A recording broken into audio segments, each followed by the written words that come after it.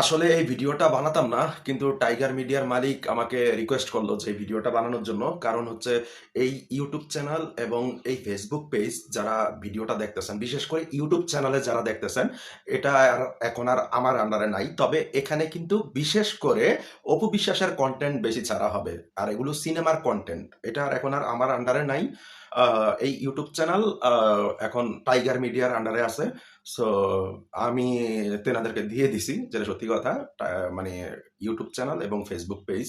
তো তবে ফেসবুক পেজে অপু বিশ্বাসের ছবি এগুলো আপডেট সবকিছু ছাড়া হবে। যদি আমার কন্টেন্ট আপনারা পেতে চান তাহলে দেখবেন যে যারা ইউটিউব থেকে দেখতেছেন তারা ডেসক্রিপশনের প্রথমেই চ্যানেলের লিঙ্কটা দিয়ে রাখছি। যারা ফেসবুক পেজ থেকে দেখতেছেন, যদি অপু বিশ্বাসের নেপালের ভিডিও শুটিং দেখতে চান, ফেসবুক পেজ এবং ইউটিউবের দর্শকদের বলতেছি, বিশেষ করে ইউটিউবের দর্শকদের বলতেছি, যদি নেপালের সেই শুটিং এর দৃশ্য দেখতে চান, আমার কাছে শুটিং এর ভিডিও আছে।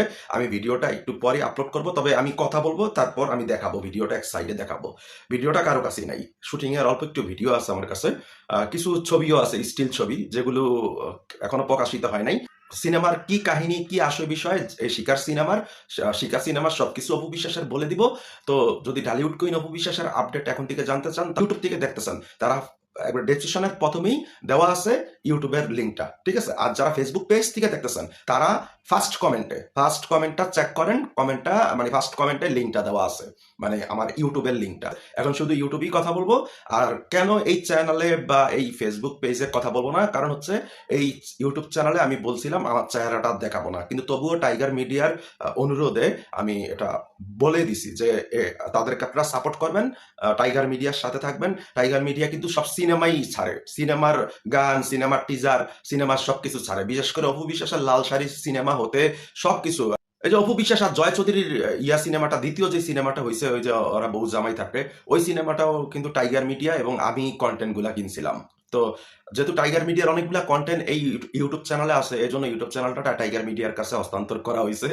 আর আমি আপনাদের সামনে চেহারাটা দেখাইতাম না, দেখাইছি শুধু টাইগার মিডিয়ার অনুরোধে। ইনফ্যাক্ট যারা ইউটিউব থেকে দেখতেছেন তাদেরকে বলতেছি, তারা কিন্তু এই ভিডিওর লাস্টে এক সাইডে এক কোনায় দেখবেন যে আমার সেই ভিডিওটা চলে আসছে এক সাইডে, ইউটিউব থেকে অটোমেটিক এটা চলে আসবে এক সাইডে, ঠিক আছে?